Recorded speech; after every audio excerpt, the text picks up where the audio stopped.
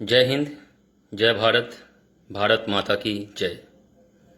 मैं lance Naik Parkin Dasgupta Indian army signal corps में पिछले 12 साल से सेवा दे रहा हूँ और मैं अपने देश के विभिन्न क्षेत्र में काफ़ी से क्षेत्रों में के सीमा में मैंने अपना सेवा दे चुका हूँ और दे भी रहा हूँ। मैं जम्मू कश्मीर में जब उरी अटैक हुआ था उस time Pakistan Pallanwala border Akhnoor sector में ड्यूटी में तैनात था। उसके बाद नगरोटा अटैक जब हुआ तभी भी मैं 10 इन्फेंट्री सिग्नल रेजिमेंट में अखनूर सेक्टर में ड्यूटी पे तैनात था।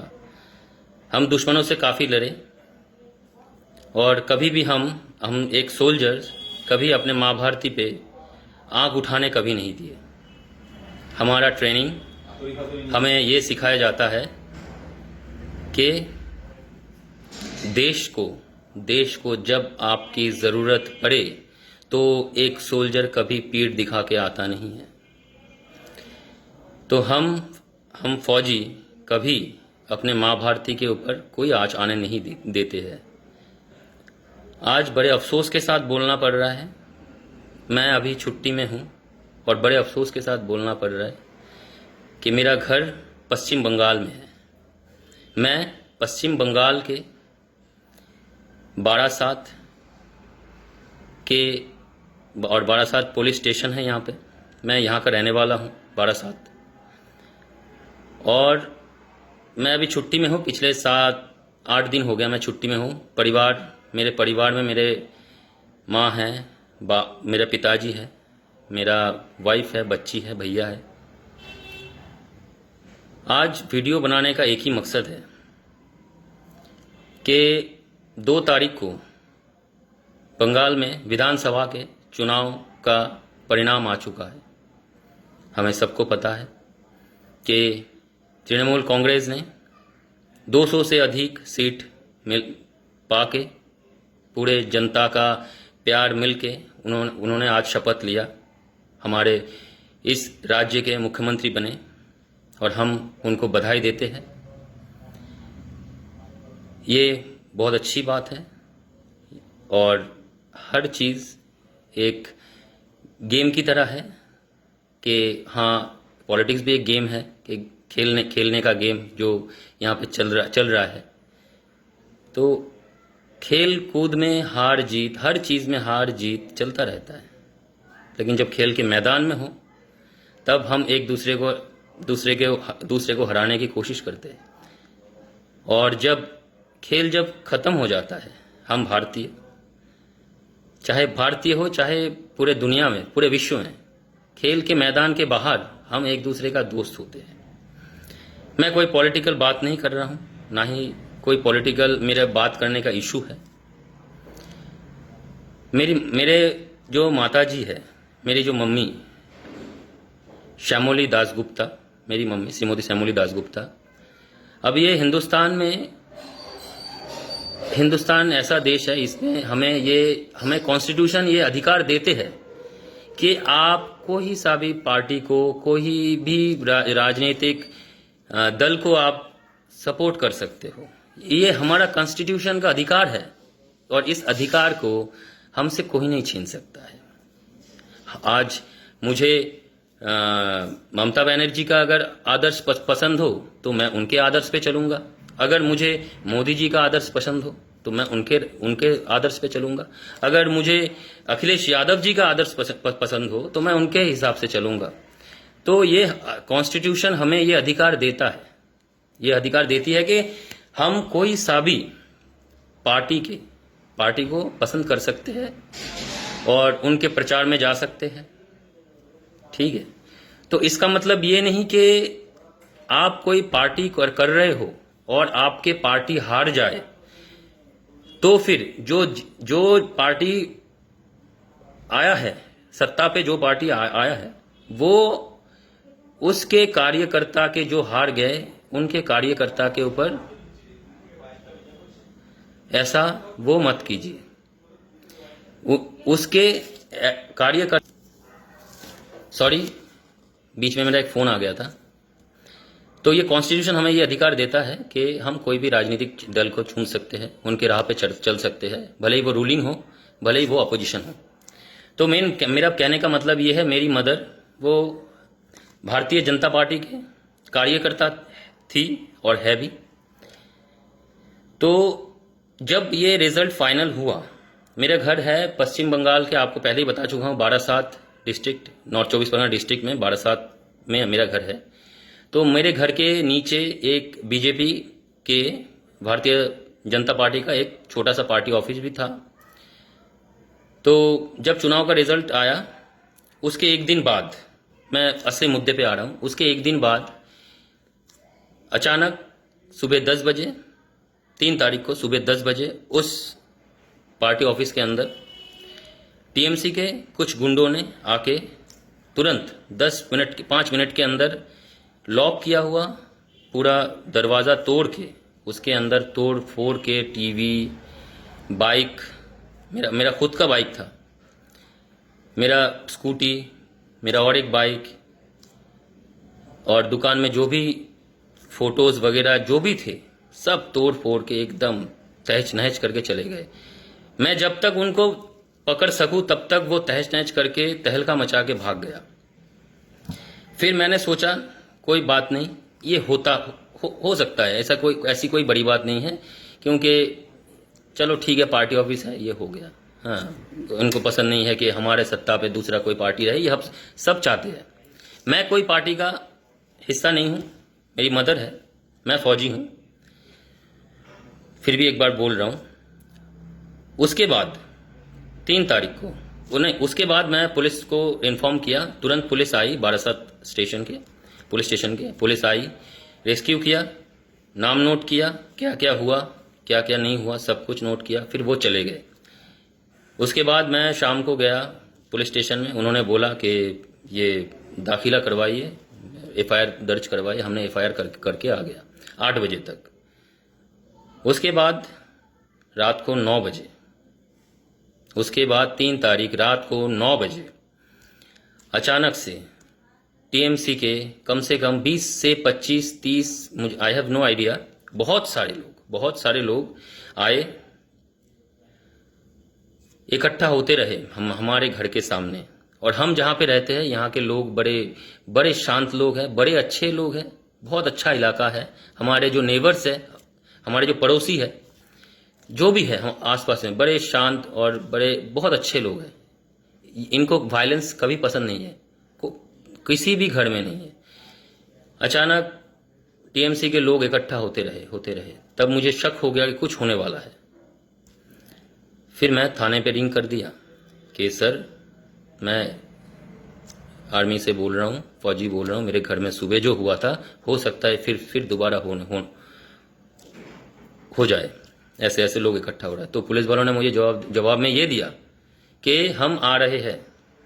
उन्होंने मुझे बोला कि हम आ रहे हैं, लेकिन 1 घंटे तक मैं फोन करता रहा। मैं कानून अपने हाथ में नहीं लिया और ना लेना चाहता हूं। 1 घंटे तक टीएमसी के जो भी कार्यकर्ता थे, मैं इनको टीएमसी के कार्यकर्ता नहीं मानता हूं, मैं इनको एक्चुअली एक फौजी, इस टाइप के इंसान को ये कोई पार्टी का कार्यकर्ता नहीं हो सकता है। इस टाइप के इंसान जो होते हैं, ये एंटी सोशल होता है, ये कोई पार्टी का कार्यकर्ता नहीं हो सकता, क्योंकि पार्टी के कोई भी कार्यकर्ता इस टाइप का काम नहीं करेगा। इन लोगों ने 1 घंटे तक, 1 से 1.5 घंटे तक हमारे घर में पत्थरबाजी करते रहे, सब कुछ तोड़ फोड़ दिया। मैं बिल्कुल चुप रहा। मुझे, मेरे मदर को, मेरे परिवार को, मेरे वाइफ को, मेरे पूरे सदस्यों को बहुत बुरी तरीके से इतने स्लैब लैंग्वेजेस यूज किए, मैं वो बोल नहीं सकता हूं। ये सब करने के बाद पुलिस स्टेशन में मैं लगातार फोन करता रहा, और मैं वो वीडियो भी पोस्ट करूंगा जो ये लोग पत्थर मार रहे थे। मैं उतना अच्छे से नहीं पोस्ट कर पा रहा था, क्योंकि बहुत बुरी तरीके से पत्थरबाजी हो रहा था मेरे घर में, और बम फेंकने के लिए ये लोग तैयार थे। इस टाइप से मतलब धमकियां दिया जा रहा है कि रेप करेगा। आज मुझे बहुत ही शर्म महसूस हो रहा है, बहुत ही शर्मिंदगी लग रहा है कि मैं एक फौजी जो देश के लिए हर जगह पे हम तैनात रहते हैं, आज इस पश्चिम बंगाल के इस सरकार के अंदर ऐसे गुंडे आ रहे हैं जो मुझे ये धमकियां दे रहा है कि मेरी बीवी, मेरी 5 साल की बच्ची, मेरी वाइफ, मेरी मदर, इनको रेप करेंगे, ये लोग रेप करेगा मेरे सब, और बाकी पूरा घर को अपने कब्जे में कर लेगा। इस टाइप से धमकी देके गया है। उसके बाद मैं अपने यूनिट के तरफ से हेल्प मांगा। पुलिस वाले नहीं तो जा रहे थे, फिर आ रहे थे, फिर ये पत्थरबाजी चला था, फिर थोड़ा बहुत कम हुआ। लेकिन मैं फौज का सहारा नहीं लेना चाहता हूं। जरूरत पड़े तो फौज का मैं सहारा लूंगा। मैं इसीलिए बोल रहा हूं, मैं फौज का सहारा नहीं लेना चाहता हूं। फौज मुझे रेस्क्यू करके यहां से निकाल लेगा, मेरे परिवार को बचा लेगा। लेकिन आज मुद्दा ये है, मैं फौजी हूं, मेरे परिवार को बचा लोगे आप, मुझे सिक्योरिटी दे दोगे। लेकिन मैं ये नहीं बोल रहा हूं कि बीजेपी के कार्यकर्ता जो भी है, मैं कोई राजनीतिक रंग नहीं लगाना चाहता हूं। जो भी कार्यकर्ता, आज जो भी लोग, जो भी आम जनता जो भी है, इनके ऊपर जिस हिसाब से टॉर्चर हो रहा है, मैं उनके हित में बात कर रहा हूं।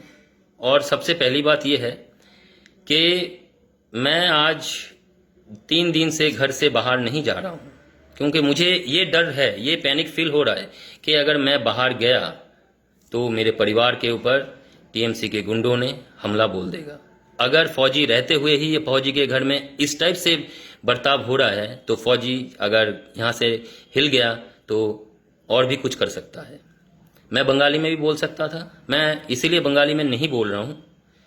मेरा नेटिव लैंग्वेज बंगाली है और मैं बंगाली में इसीलिए नहीं बोल रहा हूँ क्योंकि मेरा ये आवाज़ है, ये जो, क्योंकि हम हिंदुस्तानी हैं, हमारे हिंदी जो हमारा राष्ट्रभाषा है, मैं इसीलिए, ताकि ये हर एक व्यक्ति के कान तक जाए, हिंदुस्तान के हर कोने कोने तक ये कान में जाए कि बंगाल में क्या चल रहा है, कौन कर रहा है, क्यों कर रहे हैं।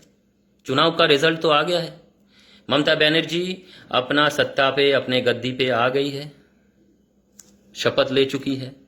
तो ये वायलेंस क्यों परिवार के औरत लोग, कोई भी अपना सिक्योरिटी क्यों नहीं महसूस कर रहा है। लोग डर रहे हैं, आम लोग डर रहे हैं, आम लोग डर रहे हैं, दुकान नहीं खोल पा रहे हैं, चाहे वो टीएमसी का हो, चाहे बीजेपी का कार्यकर्ता हो, चाहे कोई भी बिना दल के कोई भी हो, कि अभी यहाँ पे तांडव होने वाला है, कुछ भी हो जाएगा। दुकान लूट रहा है, गैंग रेप हो रहा है। और ये मैं खबर देख के नहीं बोल रहा हूँ, आंखों देखा हाल बोल रहा हूँ। मैं now I mean Calcutta, Barasat.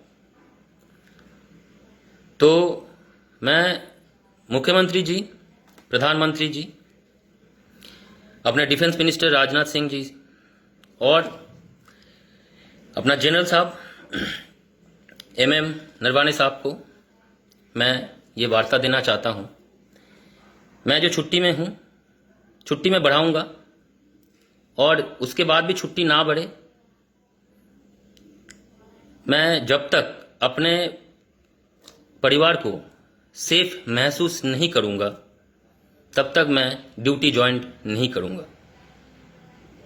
भले ही मेरा सर्विस चली जाए, जब तक मैं अपने परिवार को सेफ महसूस नहीं करूंगा कि हाँ, मेरा परिवार को मैं छोड़ के अपने सीमा पे मैं रक्षा के लिए जा रहा हूं, तब तक मैं ड्यूटी में नहीं जाऊंगा। भले ही मेरा सर्विस मैं डिस्चार्ज हो जाऊं, मुझे कोई फर्क नहीं पड़ता है, क्योंकि हम फौजी अगर देश के सीमा को रक्षा करने के लिए अपने जान कुर्बान कर सकते हैं, तो ये मेरा परिवार है।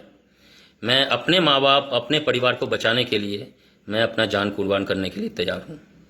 और मैं उन गुंडों से अभी भी धमकी दे रहा हूँ, अगर कुछ भी करने की कोशिश किया तो मैं घर में हूँ। अगर घर वालों के ऊपर कुछ भी हो जाता है तो मैं अभी हथियार उठाने पे, मैं किसी भी तरीके से अपने परिवार की रक्षा करूंगा। भले पुलिस प्रशासन इसका हेल्प कर पाए ना कर पाए, मैं कोशिश करूंगा कि मैं अपने कॉन्स्टिट्यूशन को अपने हाथ पे ना उठाऊं। अगर उठाना पड़े तो फिर वो मैं अपने आत्मरक्षा के लिए, अपने परिवार की रक्षा के लिए, अपने माँ भारती की रक्षा के लिए, अपने परिवार की रक्षा करने के लिए मैं इस टाइप से कोई कदम उठाऊंगा, क्योंकि बंगाल में अभी डिफेंस करने का कोई जगह नहीं बचा है। यहाँ पे कोई किसी का बात नहीं सुन रहा है। यहाँ पे लोग, यहाँ पे जो एंटी सोशल है, जो ये टीएमसी के कार्यकर्ता जो भी है, ये लोग इंसानियत भूल गए हैं, कुछ भी करने के लिए उतर आए। अगर ये कुछ करने के लिए उतर आए तो मैं अपने परिवार के रक्षा के लिए, एक फौजी जैसे सीमा पे रहता है, मैं अपने परिवार की रक्षा के लिए मैं अपने घर में ही रहूंगा, परिवार को रक्षा दूंगा। ओके, मैं यहां तक बोल के अपना जो वक्तव्य था, जो बोलना था, मैं बता दिया। प्लीज़ मेरा ये जो वीडियो है शेयर करें, और मुझे कोई पॉपुलैरिटी के लिए शेयरिंग नहीं चाहिए। जो एक्चुअल ग्राउंड की हकीकत है, जो ग्राउंड में हो रहा है, मैं वही बताया। तो मेरा सबसे ये निवेदन है कि इस वीडियो को कोई राजनीतिक रंग ना लगाए, और मैं ये गुहार लगाता हूं पश्चिम बंगाल के मुख्यमंत्री ममता बनर्जी, हमारे देश के प्रधानमंत्री नरेंद्र मोदी जी, आप दोनों ने इसके पहले हमारे भारत में, हमारे बंगाल में जब भी कभी भी कोई सा भी प्रॉब्लम आया है, अम्फान आया, तब भी दीदी हमारी सत्ता पे थी और मोदी जी प्रधानमंत्री थे। दोनों मिलकर कोरोना के साथ लड़े। उसके बाद चुनाव हुआ, चुनाव में एक दूसरे के विपक्ष में थे, लेकिन हमें कोरोना के तरह और अम्फान की तरह, जैसे हम दोनों राजनेता को हम साथ मिलकर काम करते हुए देखे थे, आज बंगाल के आम जनता ये चाहते हैं। इस देश में जो वायलेंस हो रहा है, प्लीज़ दीदी और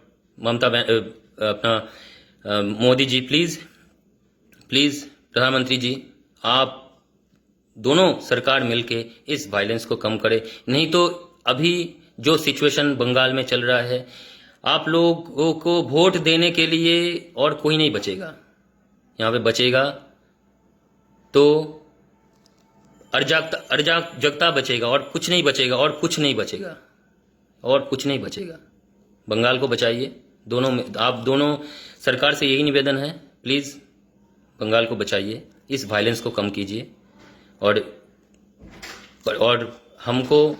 हमारे परिवार को, सारे बंगाल के वासियों को इस टाइम से आप लोग मुक्ति दीजिए।